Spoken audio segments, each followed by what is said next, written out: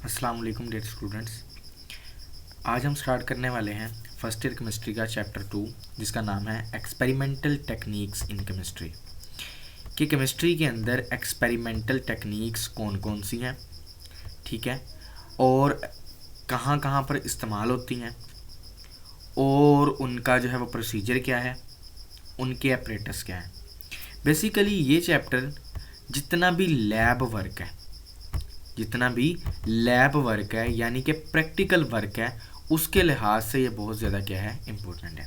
यानी कि first year chemistry में जो हमारे प्रैक्टिकल वर्क है ना, उसके लिहाज से ये चैप्टर बहुत ज़्यादा इम्पोर्टेंट है। इसमें हम जो है वो ज़्यादातर क्या देखेंगे, इसके अंदर हम सेपरेटिंग टेक्निक्स के बारे में देखेंगे जो हम केमिस्ट्री के अंदर इस्तेमाल करते हैं, ठीक है। इसीलिए ये लेबॉर्ट्री के लिहाज से, लेबॉर्ट्री को अंडरस्टैंड करने के लिए ये चैप्टर जो है वो बहुत ज़्यादा इम्पोर्टेंट है। एक्सपेरिमेंटल टेक्निक्स इन केमिस्ट्री, कि केमिस्ट्री के अंदर कौन कौन सी एक्सपेरिमेंटल टेक्निक्स होती हैं, ठीक है, और कहाँ कहाँ पर इस्तेमाल होती हैं, किस तरह उनका इस्तेमाल किया जाता है, ठीक है। ये सारा जो है वो हम इस चैप्टर में देखेंगे। इस चैप्टर को समझने से पहले हमें जो है वो एक बड़ी इंपॉर्टेंट डेफिनेशन समझनी होगी, किसकी, एनालिटिकल केमिस्ट्री। एनालिटिकल केमिस्ट्री का क्या मतलब है। इसमें दो लफ्ज़ हैं, एनालिटिकल एंड केमिस्ट्री। पहले हम देखते हैं एनालिटिकल क्या होता है। एनालिटिकल का क्या मतलब होता है, तज्जिया करना, ठीक है, किसी चीज़ का तज्जिया करना, किसी चीज़ का गौर से मुशाहिदा करना। तो एनालिटिकल केमिस्ट्री क्या होगी, केमिकल्स के तज्जिया करना, केमिकल्स की एनालिसिस करना, ठीक है, केमिकल्स की सेपरेशन करना, केमिकल कंपाउंड के मुख्तलिफ कंपोनेंट की सेपरेशन करना। तो डेफिनेशन क्या बनेगी, analytical chemistry is the branch of chemistry that deals with the chemical characterization, ठीक हो गया। दूसरे लफ्ज़ों में, analytical chemistry is the branch of chemistry that deals with the study of separation and identification of components of chemical compound. ये chemical compound के मुख्तलिफ components को की आइडेंटिफिकेशन करना क्या कहलाता है, एनालिटिकल केमिस्ट्री, ठीक है। दूसरे लफ्ज़ों में क्या है, analytical chemistry is the branch of chemistry, chemistry की वो branch which deals with the study of, जिसमें हम स्टडी करते हैं किसकी, we deal with the study of qualitative and quantitative analysis of a chemical compound, कि किसी भी केमिकल कंपाउंड की मायारी या मिकदारी एनालिसिस करना क्या कहलाता है जी, एनालिटिकल केमिस्ट्री। तो हम इसके अंदर क्या देखेंगे, क्वालिटेटिव एंड क्वांटिटेटिव एनालिसिस क्या होती है। उम्मीद है एनालिटिकल केमिस्ट्री की डेफिनेशन समझ आ गई होगी। अब हम देखते हैं क्वालिटेटिव एनालिसिस। ये चैप्टर आपको बताता चलूँ कि ये शॉर्ट क्वेश्चन के लिए बहुत ज़्यादा इंपॉर्टेंट है और एमसीक्यूज़ के लिए। इसके अंदर से कोई लॉन्ग क्वेश्चन नहीं आता। उसकी वजह ये है, चैप्टर बहुत ज़्यादा छोटा सा है और जो है वो ना आसानी से कवर किया जा सकता है, इसलिए जो है वो ये शॉर्ट क्वेश्चंस के लिए इंपॉर्टेंट है, इसमें से लॉन्ग क्वेश्चन नहीं बनते। तो अब हम देखेंगे जी डिफरेंस बिटवीन, हमने दो लफ्ज़ यहाँ पर इस्तेमाल किए, क्वालिटेटिव एंड क्वांटिटेटिव एनालिसिस। अब हम डिफरेंस देखेंगे क्वालिटेटिव एंड क्वांटिटेटिव एनालिसिस का। नाम से ही जाहिर हो रहा है क्वालिटेटिव, क्वालिटेटिव का मतलब क्वालिटी, किसी चीज़ का मयार, ठीक है। तो क्वालिटेटिव एनालिसिस वो एनालिसिस होगी जिसमें आपके केमिस्ट जो हैं वो केमिकल कंपाउंड के किसी भी एलिमेंट को आइडेंटिफाई करते हैं, डिटेक्ट करते हैं या उसका नाम देते हैं। यानी कि कोई एक कंपाउंड है आपके सामने, उस कंपाउंड के अंदर कौन कौन से एलिमेंट हैं उनको आइडेंटिफाई करना है, उनको डिटेक्ट करना है और उनको सेपरेट कर लेना है। बस ये देखना है कौन कौन सा कंपाउंड है, कौन कौन सा एलिमेंट है कंपाउंड के अंदर, इसको सिर्फ आइडेंटिफाई करना क्या कहलाता है, क्वालिटेटिव एनालिसिस। तो qualitative analysis, the chemist is concern with the detection और आइडेंटिफिकेशन ऑफ एलिमेंट। किसी भी कंपाउंड के अंदर जो जो एलिमेंट है उनको आइडेंटिफाई करना क्या कहलाता है, क्वालिटेटिव एनालिसिस, ठीक है ना। यानी कि कोई भी कंपाउंड आपको दे दिया गया, उसके अंदर कौन कौन से कंपाउंड है उनको आइडेंटिफाई करना, उनका नाम बताना क्या कहलाता है, क्वालिटेटिव एनालिसिस। दूसरा है क्वांटिटेटिव एनालिसिस। क्वांटिटेटिव एनालिसिस नाम से ही जाहिर हो रहा है, क्वांटिटी मतलब मिकदार। तो किसी भी एलिमेंट की कंपाउंड के अंदर मिकदार को डिटरमाइन करना क्या कहलाता है, क्वांटिटेटिव एनालिसिस। कोई भी आपके पास कंपाउंड है, उसके अंदर जो एलिमेंट्स मौजूद हैं, उन एलिमेंट्स की मिकदार कितनी है, कितने कितने एलिमेंट्स मौजूद हैं, उसको डिटरमाइन करना क्या कहलाता है, क्वांटिटेटिव एनालिसिस। यानी कि identification of element is qualitative analysis and determination of amount of element is quantitative analysis. उम्मीद है डिफरेंस समझ आ गया होगा। अब जब हम कोई भी क्वांटिटेटिव डिटर्मिनेशन करेंगे, क्यों क्वांटिटेटिव करेंगे, क्वालिटेटिव क्यों नहीं प्रेफर करते हैं हम, क्यों, क्योंकि क्वांटिटेटिव एनालिसिस ज़्यादा एक्यूरेट होती है, ज़्यादा फेवरेबल होती है, ज़्यादा बेहतर होती है क्वालिटेटिव एनालिसिस की निस्बत। इसलिए हम क्वांटिटेटिव डिटर्मिनेशन कर रहे हैं। क्वांटिटेटिव डिटर्मिनेशन जो है वो 4 मेजर स्टेप पर मुश्तमिल होती है। अगर आपने किसी भी कंपाउंड की क्वांटिटेटिव डिटर्मिनेशन करनी है, ठीक है ना, उसके लिए 4 मेजर जो है वो स्टेप है। पहला step, obtaining a sample for analysis. सबसे पहले आपने क्या करना है, कोई भी आपके पास बड़ा ग्रूस कंपाउंड है, ठीक है ना, उस कंपाउंड के अंदर आपने उस कंपाउंड का क्या ले लेना है, सबसे पहले सैंपल ले लेना है।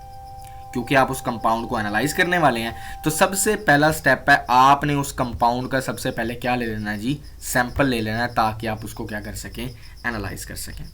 ठीक है, एनालाइज कर लिया। उसके बाद अगला स्टेप आपने क्या करना है, उस सैंपल के अंदर से जो आपको डिजायर कॉन्स्टिट्यूएंट है, अब पूरा सैंपल है, एक कंपाउंड है, उसका सैंपल ले लिया, उस सैंपल के अंदर से आपका डिजायर प्रोडक्ट कौन सा है, डिजायर कॉन्स्टिट्यूएंट कौन सा है, उसको क्या कर लें, सेपरेट कर लें। सेपरेट कर लिया। अब आप उसको क्या करें, उसकी अमाउंट को मेजर कर लें और कैलकुलेट कर लें। ठीक है, कैलकुलेट करने के बाद आप उस जो है एनालिसिस से क्या बना लें, अपना एक रिजल्ट निकाल लें। 4 स्टेप हो गए। पहला, सैंपल ले लें कंपाउंड का, उसके बाद उस कंपाउंड के सैंपल में से अपना मर्जी का डिजायर्ड कॉन्स्टिट्यूएंट निकाल लें। तीसरा, फिर उसकी अमाउंट को कैलकुलेट कर लें, मेजर कर लें। चौथा, उससे क्या कर लें, उस एनालिसिस से अपना एक ख़ास रिजल्ट निकाल लें। तो ये 4 मेथड से आप किसी भी केमिकल कंपाउंड की क्वांटिटेटिव एनालिसिस कर सकते हैं। ये था इंट्रोडक्शन हमारा कौन से चैप्टर का, चैप्टर 2 का, एक्सपेरिमेंटल टेक्निक्स इन केमिस्ट्री। ठीक है, इसी एनालिटिकल केमिस्ट्री को मद्देनज़र रखते हुए इस चैप्टर के अंदर से हमने कुछ जो है वो सेपरेटिंग टेक्निक्स पढ़नी है। वो सेपरेटिंग टेक्निक्स ये नीचे दी गई हैं, जिसमें आज हमने सबसे पहले कौन सी टेक्निक पढ़नी है, फिल्ट्रेशन। अब हम देखेंगे फिल्ट्रेशन। फिल्ट्रेशन क्या होता है, फिल्ट्रेशन एक सेपरेटिंग टेक्निक है, जिसमें हम क्या करते हैं, किसी भी मिक्सचर में से ना, लिक्विड मिक्सचर में से ना, इनसोल्यूबल पार्टिकल्स को सेपरेट करते हैं। उस प्रोसेस को क्या नाम दिया जाता है, फिल्ट्रेशन। फिल्ट्रेशन एक ऐसा प्रोसेस है जिसमें किसी भी लिक्विड मिक्सचर में से जितने भी अनडिजोल्व इनसोल्यूबल सस्पेंडेड पार्टिकल्स हैं ना, उनको क्या किया जाता है, सेपरेट किया जाता है। तो डेफिनेशन क्या होगी, the process of filtration is used to separate the insoluble particles from liquid. ठीक है ना। अब फिल्ट्रेशन को करवाने के लिए, फिल्ट्रेशन के प्रोसेस को परफॉर्म करवाने के लिए कुछ मीडियम्स की ज़रूरत होती है। तो मुख्तलिफ़ किस्म के मीडियम्स को इस्तेमाल किया जाता है फिल्ट्रेशन के प्रोसेस को करवाने के लिए। अब जो मीडियम इसके अंदर इस्तेमाल किया जाता है उसको क्या नाम दिया जाता है जी, फ़िल्टर मीडियम, जिसके ज़रिए फ़िल्ट्रेशन करवाई जाती है। वो फिल्ट्रेशन का मीडियम कौन सा यूज़ करना है, वो किस चीज़ के ऊपर डिपेंड करता है, वो इस बात के ऊपर डिपेंड करता है कि वो जो प्रीसिपिटेट हैं, वो जो इनसोल्यूबल पार्टिकल्स हैं, वो जो सस्पेंडेड पार्टिकल्स हैं, उनकी नेचर क्या है, उनका साइज़ क्या है। उनके साइज़ और उनकी नेचर की बुनियाद पर हम फ़िल्टर मीडियम का इस्तेमाल करते हैं और उसको चूज़ करते हैं। जो सबसे ज़्यादा जो है वो फिल्ट्रेशन करवाने के लिए मीडियम्स इस्तेमाल होते हैं वो 2 किस्म के हैं। पहला फ़िल्टर पेपर और दूसरा फ़िल्टर क्रूसिबल। ये दोनों जो हैं मोस्ट कन्वीनियंट तरीके हैं किसके, फ़िल्ट्रेशन करवाने के। पहला कौन सा है, फिल्ट्रेशन थ्रू फ़िल्टर पेपर, और दूसरा कौन सा है, फिल्ट्रेशन थ्रो फिल्टर क्रूसिबल। ठीक है, फिल्ट्रेशन की डेफिनेशन हो गई, फिल्टर मीडियम समझ आया। फिल्टर मीडियम कौन कौन से इस्तेमाल किए जाते हैं, कौन कौन से जी, filtration through filter paper and filtration through filter crucible. आज हम देखेंगे filtration through filter paper. Filtration through filter paper, filtration through filter paper ये मोस्ट कॉमन वे है फिल्ट्रेशन करने का। फिल्ट्रेशन करने का जो मोस्ट कॉमन तरीका है ना वो क्या है, filtration through filter paper. Filtration through filter paper करवाने के लिए ना हमें किस किस चीज़ की ज़रूरत होगी, कि जब हमने फिल्ट्रेशन फिल्टर पेपर की मदद से करवानी है तो उसके लिए हमें किस किस चीज़ की ज़रूरत होगी। उसके लिए हमारे सामने एपरेटस है, हमें क्या चाहिए होगा, एक स्टैंड चाहिए होगा, 2 बीकर्स चाहिए होंगे, ठीक है, एक कोनिकल फनल चाहिए होगी, ठीक हो गया, और एक क्या चाहिए होगा, फिल्टर पेपर, और एक क्या चाहिए होगी जी, हमें स्टीरर चाहिए होगा। ठीक है, तो सबसे पहले आपने एपरेटस को सेट करना है। कैसे, एक स्टैंड के अंदर एक फनल लगानी है, ठीक है, उस फनल को लगाने के बाद उस फनल के अंदर क्या आपने ऐड करना है, फिल्टर पेपर डालना है। फिल्टर पेपर डालने के बाद आपने उसके अंदर क्या ऐड कर देना है, उसके अंदर मिक्सचर को पोर कर देना है, यानी कि मिक्सचर को डाल देना है। जैसे आप मिक्सचर को डालेंगे उस मिक्सचर को कंटिन्यूसली आपने स्टीरर से क्या करनी है, उसकी स्टीरिंग करनी है। जैसे आप उसकी स्टीरिंग करेंगे, आप मिक्सचर जैसे डालेंगे उसके अंदर से जो लिक्विड मिक्सचर होगा, लिक्विड मटेरियल होगा, वो नीचे वाले बीकर में आ जाएगा। बाकी जो सस्पेंडेड और इनसोल्यूबल पार्टिकल्स होंगे वो सारे कहाँ चले जाएंगे, वो सारे के सारे फिल्टर पेपर के ऊपर रह जाएंगे।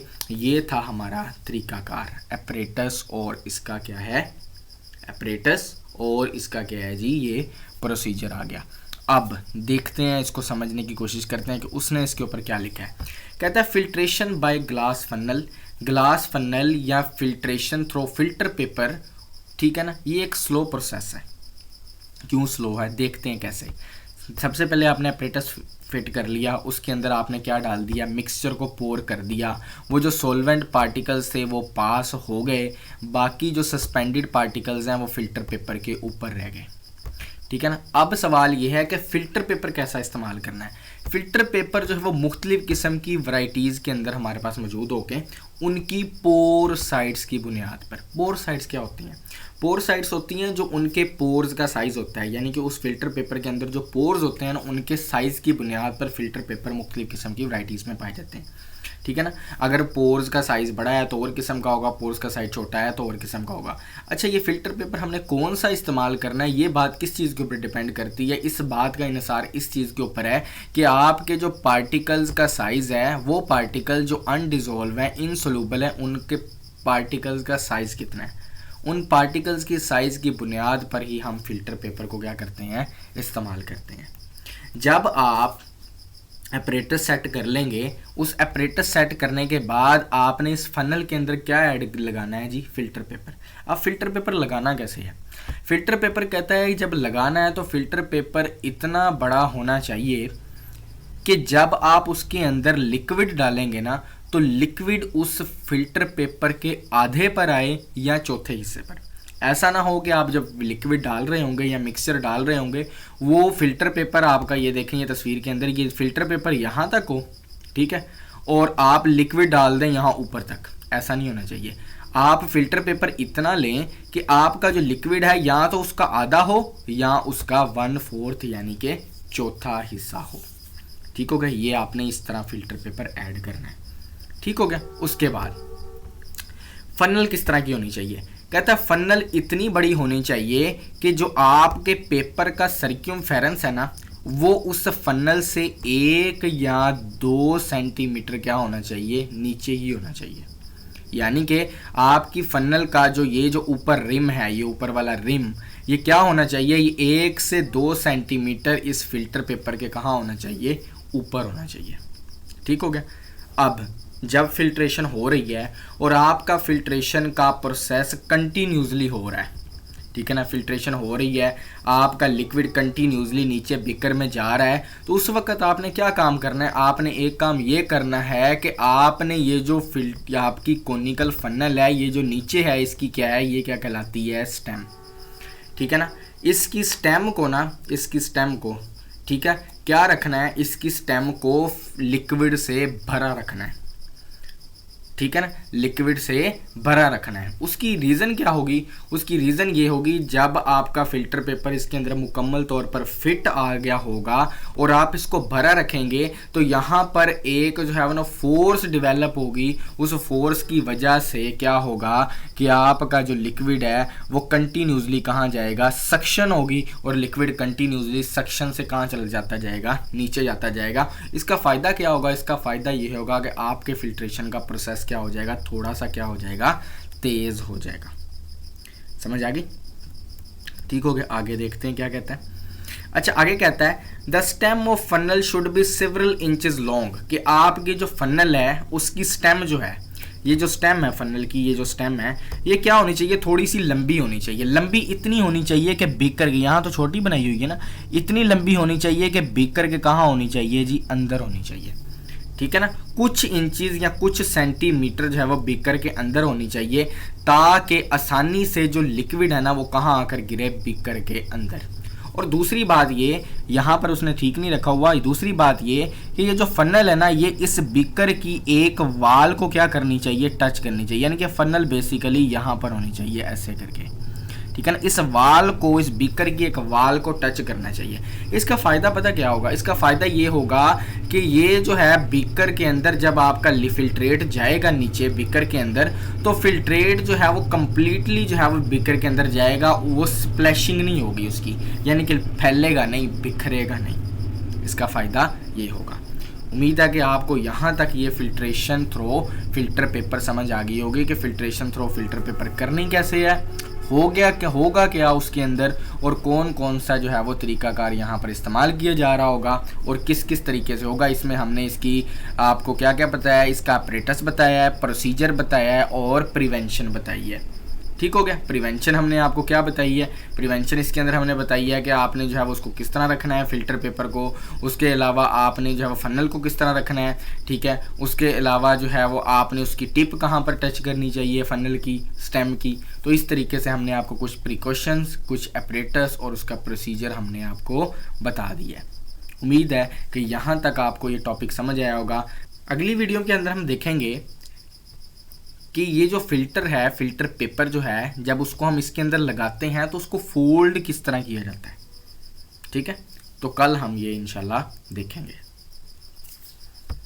उम्मीद है कि यहाँ तक आपको ये टॉपिक समझ आया होगा। अगर इससे रिलेटेड किसी का कोई क्वेश्चन है, कुछ पूछना चाहता है, तो वो कमेंट में पूछ सकता है।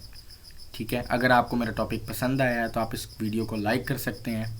ठीक है, नेक्स्ट वीडियो में मुलाकात होगी नेक्स्ट टॉपिक के साथ। तब तक के लिए अल्लाह हाफ़िज़।